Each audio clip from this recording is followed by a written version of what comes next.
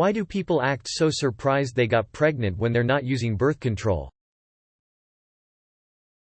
I am being rather condescending. I am indeed pro-choice. But I'm just flabbergasted when I hear so many stories of people being surprised they're pregnant. Birth control should not fail as often as the rate at which I hear these stories. And I'm just thinking, what did you think would happen? Am I underestimating genuine due diligence of most people? Edit. I'm specifically referring to people when I hear phrases like unexpected, not ready, I didn't think it would happen to me. Think about the average person, and then remember that half the world is more stupid than that. Edit. This comment blew up, so I feel like I should recognize the genius George Carlin who said it first. Rip George. Also, median. There's people like my sister, where her doctor didn't warn her that the medication he was putting her on cancels out birth control. Then there's people like my other sister, you actually have to take it at the same time every day? I thought that was just so you make it a habit and don't forget as often. As often? People are just that stupid. It's possible to forget if you took a pill, condoms can break, and some people have had little to no sex ed. Some think that pulling out is safe, or think it's safe if she's on top because gravity. Like, are you smarter than a 5th grader? Because many aren't. I don't use birth control, but goddamn, I'd be really surprised if I got my boyfriend pregnant. Birth control is not 100%.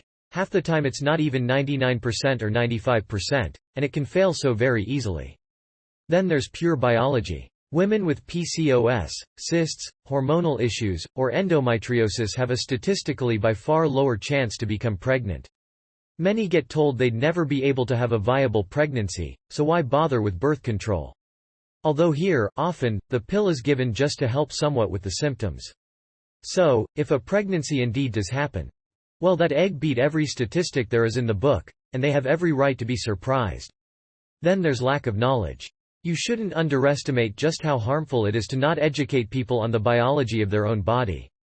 Some really think that pulling out is a reliable method, or that they can't get pregnant the first 10 days of the month, or that ovulation happens at the same day every month and they are safe on every other day.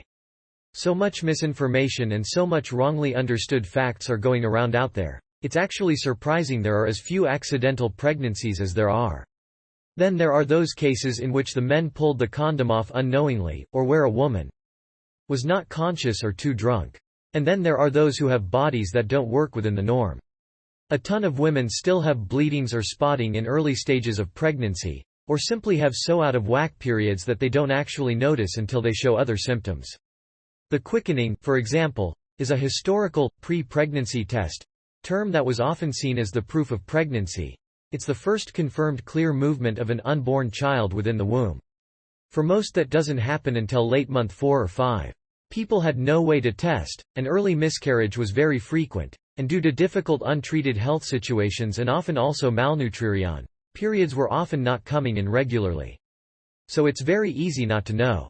This is also why laws that limit abortions to the first 6 weeks are so bad too.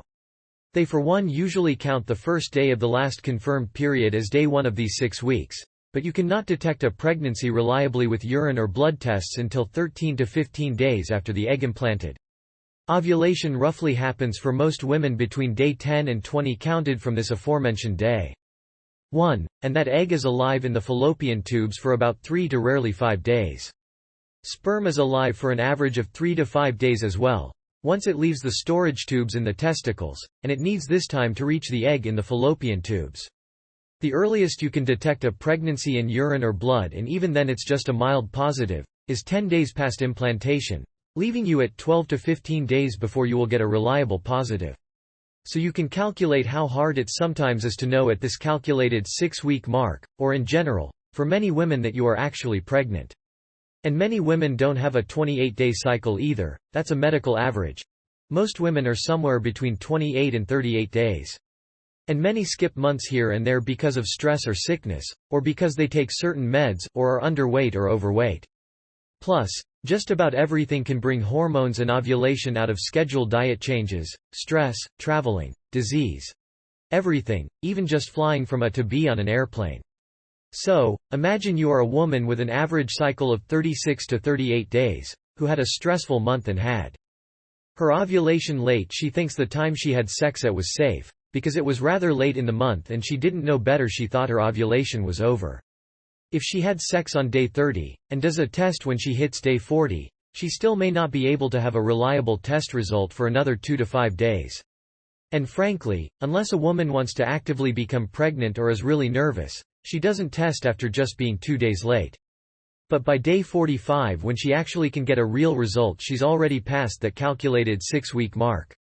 And what when she actually had a small bleeding, not unusual in the beginning of pregnancy, and thought this was just an odd period? So what now? Point is, it is sometimes incredibly hard to know for certain if a pregnancy is possible or not, and it can happen to everyone for literally dozens of reasons in addition to those I mentioned here. Edit. Tips.